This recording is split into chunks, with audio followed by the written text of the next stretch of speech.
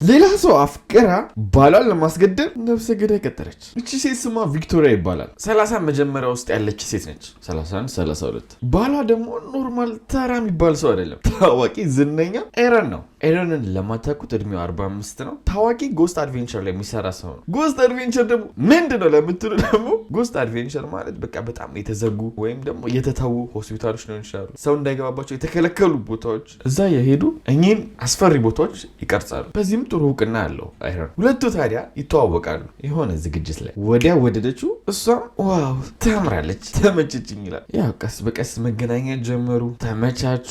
ከዛ እንጋባ ተባባሉ። ሁኔታው አሁን ለነሱ ከትዳር በኋላ ቆንጆ ነው። ከውጭ ለሚያያቸው ሰው ደስ የሚሉ ዋው የሚያስብሉ ካፕሎች ናቸው። ኤረንም ደግሞ በዚህ በኩል ስራውን እየሰራ ነው። ህይወታቸውም ጥሩ የሚባል ነው።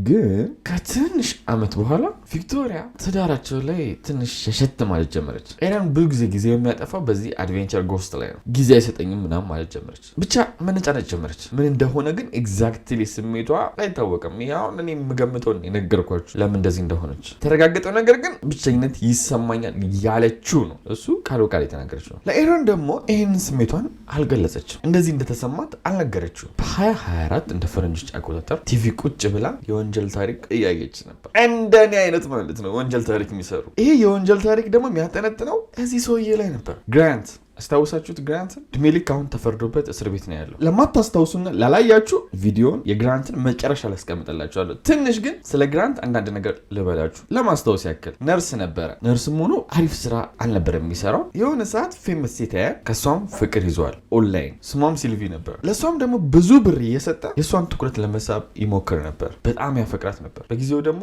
ብሩላ አልነበረውም። ከቤተሰብ እየሰረቀ መስረቁ ደግሞ ከቤተሰቡ ሲነቃበት ይቆጣል። ወደ 200 ሺህ ምናምን $2 ነበር የሰረቃሉ። ቤተሰቡ ይበቃሃል አቁም ሲሉት አላቆምም ብሎ መሳሪያ ወጥቶ እናቱን አባቱ ወንድሙን የገደለ ሰው ግራንት ማለት። ይሄ በአጭሩ የነገርኳችሁ። ሙሉ ታሪኩን መጨረሻ ላይ አስቀምጥላችኋለሁ። ሙሉን ይዩት። ብቻ በዚህ ምክንያት እድሜ ልክ ተፈርዶበት እስር ቤት ያለው ሰው ነው። ይህን እውነተኛ ታሪክ ታዲያ ቁጭ ብላ ቪክቶሪያ እያየች ነው። የኤረን ሚስት በነገራችን ላይ በጣም የሚደንቀኝ አሜሪካ ነው አብዛኛው ጊዜ አጋጠመኝ። ንጹሐንን የሚጨፈጭፉ ወንዶች እስር ቤት ከገቡ በኋላ ከብዙ ሴቶች የፍቅር ደብዳቤ ይመጣላቸዋል። ምን አይነት ጭንቅላት እኔ አልገባኝም ምን እንደሆነ። ብቻ ግራንትም በዚህ ኬዝ እስር ቤት ከገባ በኋላ ምክንያቱም የሆነ እኔ አሁን ትንሽ እንኳን ሳስበው አላቅም እንዴት አይነት ጭንቅላት እንዳላቸው። ግን እውነት ከሆነ ነገሩኝ ሴቶች አፍቅሯት ስለነበረ አፍቃሪ ነው በሚል ስሜት መሰለኝ ሴቶቹ በቃ እስር ቤት ውስጥ ሆነ ደብዳቤ በደብዳቤ ነው የሚያደርጉለት። እንወዳለን እንዳልኳቸው ይሄ ግራንት ብቻ አይደለም። ብዙ ወንጀለኞች እውቅና አግኝተው ሲታሰሩ አሜሪካ ውስጥ ከብዙ ሴቶች የፍቅር ደብዳቤ ነው የሚላክላቸው። በደብዳቤ ብቻ ያቆም በነገራችን ላይ መጥተው እስር ቤት ያወሩታል፣ ይደውሉለታል። ለዚህ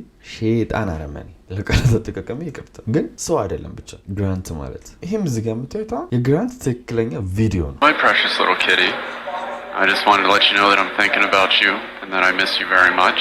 አሁን ወደ ቪክቶሪያ ስንመለስ ይህን እውነተኛ ታሪክ እያየች እንዴት ለሴት ብሎ እንዳበደ እየተመለከተች እሷም በፍቅር ወደቀች። በግራንት በዚህ ጨፍጫፊ። እኔ ቀርታ አድርጉልኝና ሴቶች፣ እኔ በምንም ታምር ማይመለስልኝ ጥያቄ ነው። ይህንንም የደጋገምኩባችሁ ምክንያቱም ብዙ ሴቶች ከወንጀለኞች ጋር እንደዚህ አይነት ደብዳቤ ጻፈች ለግራንት። እሱም በመውደድ ብቻ አላቆመች።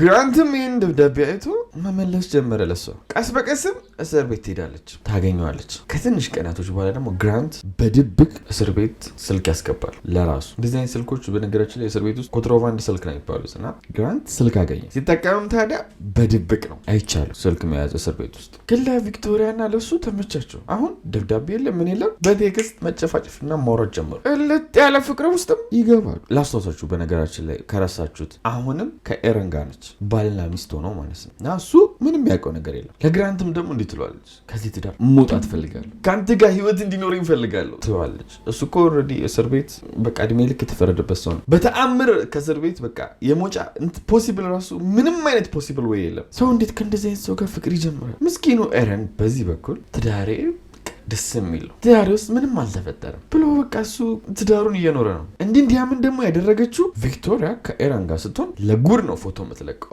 ከባሌ ጋር እዚህ ሆና ኢንስታግራም ላይ ፖስት ከፍቅሬ ጋር ምናምን እያደረግኩ ይኸው እዚህ ጋር እንደምታያቸው ማለት ምንም በቃ እሱ ነገሮች ትክክል ነው የመሰሉት። በዚህ አጋጣሚ ሰው ልጅ ምን ያክል ማስመሰል እንደሚችል በዚህ ታሪክ ታያላችሁ። ነገሩም ከግራንትና ከቪክቶሪያ ጋር ያለው ግንኙነት እያደገ መጣ። ጭራሽ ሁሉ ግራንት ኤረንን አርጊው ይላታል። እንዴት? ምን አድርጌ? በመርዝ ነው? በምንድን ነው? ኖ እኔ የማውቀው ቅጥር ነፍሰ ገዳይ ያለ እሱን እናናግረዋል። ከዛ እሱ ኤረንን ይገለዋል ይላታል ማለት ነው። ግራንት ምን ያክል ሳይኮፓዝ እንደሆነ እንጂስ የምታስታውሱት አድርጉን ታስታውሱታለች። ስለዚህ ከሱ የሚጠበቅ ነገር ነው ሰው መግደል። የሚገርመው ግን እሷም እዚህ ጋር አክሴፕት አደረገችው የእሱን ሀሳብ። ለዚህ ቅጥር ነፍሰ ገዳይ ወደ 11,000 የሚሆን $11,000 ትከፍይዋለሽ ብሎ ይነግራታል። ቪክቶሪያም እሺ ችግር የለውም ትላለች። ባሏን ለማስገደል ማለት ነው። ያው እሱ እስር ቤት ውስጥ ባለችበት ስልክ ሌላ ሰው ጋር ኮኔክት አድርጎ ነው ይህን ቅጥር ነፍሰ ገዳይ ያገኘው። ከዚህ ቴክስትና ከዚህ ክስተት በኋላ ቪክቶሪያ ኢንስታግራም ላይ አዲስ ቪዲዮ ለቃለች። ከፍቅሬ ጋር ከውዴ ጋር ጊዜ እያሳለፍን ነው ብላ። ከዚህ ቴክስት በኋላ ማለት ነው ይህ የምታዩት ትክክለኛ ቪዲዮ ነው። አሁን ምስኪኑ ኤረን እንዴት ሊጠረጥር ይችላል? ከጀርባው ሞት እየተደገሰለት እንደሆነ ፐብሊክሊ እንደዚህ እያወደሰችው ባል እያለች እየፖስተች ይጠረጠራሉ። ግን አይጠረጥርም። በጣም ደግሞ የሚገርማችሁ ነገር እሱ ኢንስታግራሙ ላይ ከ2 ዓመት በፊት እችን የመሰለች ጓደኛዬን አግብቻት ይኸው ደስ የሚል ህይወት እየኖርኩ ነው ይላል። ቅጥር ነፍሰ ገዳይ ከተነጋገረች በኋላ የተፖሰተ ነው እሱም የፖሰተው ማለት ነው። ቪክቶሪያ በዚህ ጋር እስከሚሞት ድረስ የሚፈጠረው ማወቅ ከባድ ነው። እንዴት ያስጠላል ይሄ ሪሌሽንሽፕ እያለች ቴክስት አድርጋች። በነገራችን ላይ ይሄ ቃል በቃል ከቴክስት የተወሰደ ንግግር ነው። አሁን የነገርኳችሁ አስቡት። እንዴት ያስጠላል ትዳሩ እያለች የምትሰራውን ስራ ጎን ለጎን ልብ በሉ የሰው ማስመሰል። ግራንት በዚህ በኩል አንቺ ጥሩ ሰው ነሽ፣ መጥፎ የሚባል ስራ አልሰራሽ፣ ትክክለኛ ውሳኔ ነው የወሰንሽው ይላታል። ቀኑ ደረሰ። የተቀጠረው ነፍሰ ገዳይ የሚያደርግበት የተነጋገሩትም ቅጥር ነፍሰ ገዳዩ ልክ ከከተማ እንደወጣ እንዲገለው ነው። ራቅ ብሎ ከቪክቶሪያ ራቅ ብሎ እንዳይጠርጠር እንዲመች። ደግሞ እሱ ኤረን ብዙ ጊዜ የሚቀርጸው ምን ብያችሁ ነበር? የተዘጉ የተተዉ መግባት የማይቻልባቸው የሚያስፈሩ ቦታዎች፣ በቃ ሪስክ ያላቸው የሚያስደነግጡ ቦታዎችን ነው የሚቀርጽ ሾው የሚሰሩ አላልኳችሁ? እዛ ቦታ ላይ ሴታፕ ተደርጎ ድፍት ቢያደርገው የሆነ ራንደም ሰው መሄድ የሌለበት ቦታ ሄዶ ተገደለ እንዲባል ማለት ነው። ከስራው ጋር ተገናኝነት እንዲኖረው ሂሳብ ሰርተዋል። እንዲገደል ሚስትየው ይህን ብቻ አይደለም ያደረገችው። ስልካቸው ላይ የት እንዳሉ ሎኬት የሚያደርግ እርስ በርስ የሚጠቀሙት አፕሊኬሽን አለ። የኤረንን ትክክለኛ ቦታ የሚያሳይ ፋይንድ ማይ እንደሚባለው አፕ ማለት ነው። ሶ ይሄ ነፍሰ ገዳይ አይሳሳትም። እናም ኤረን ወዳለበት ቦታ ነፍሰ ገዳዩን አሁን ተኝቷል ሂድና ግደለው ብሎ ግራንት ቴክስት ያደርጋል ለነፍሰ ገዳዩ። ይሄ ነፍሰ ገዳዩ ዝም ይላል። ግራንትም መጠበቅ ይጀምራል። ዝም ይላል። ሲጨንቀው ምን አዲስ ነገር አለ ብሎ ቴክስት ያደርግለታል። አሁንም ዝም ይላል። ጨረስከው?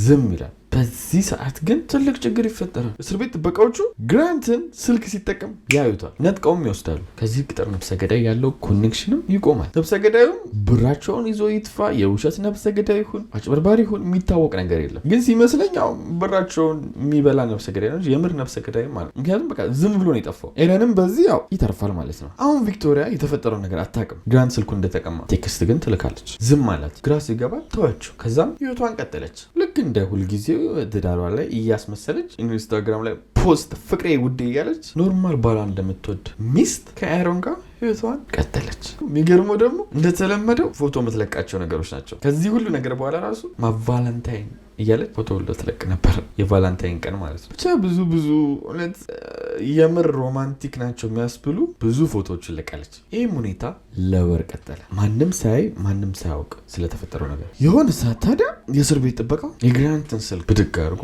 መመርመር ጀመረ። ይሄኔም ነው ታዲያ እያንዳንዱን ነገር አሁን ያልኳችሁን ነገር ያወቁት። ቴክስቱ አልጠፋም ነበር። ነፍሰ ገዳይ ሊቀጥሩ እንደነበረ ያላቸውን ግንኙነት ምናምን እንዳለ ቁጭ ብሏል። ቆንጆ ማስረጃ ማለት ነው። በዚህም የተነሳ ሄደው ቪክቶሪያን ያጨማ አደረጓል። ቪክቶሪያም ያው ትክክለኛውን ፎቶ ማሳየት አይጠበቅብኝም፣ እስካሁን በደንብ አይቷቸዋታል። ካልጠገባችኋት ግን ይኸው ይህንም የምታዩት ትክክለኛ ፎቶዋን ይሷል። ፍርድ ቤትም ቀርባ እስካሁን ኬዙ አላለቀም። ሲፈረድባት የሆነ ጊዜ ነግራቸዋል በሆነ ታሪክ ውስጥ አድርጌ፣ ግን በትንሹ ከ10 እስከ 15 ዓመት ይጠብቃታል። የዛሬ ታሪካችንም ይሄን ይመስላል። እስካሁን ላይክ ሰብስክራይብ ካላደረጋችሁ ይጠብቃችሁ ነው። ወገን ወዳችኋለሁ። በቀጣይ እስከምንገናኝ ቻው።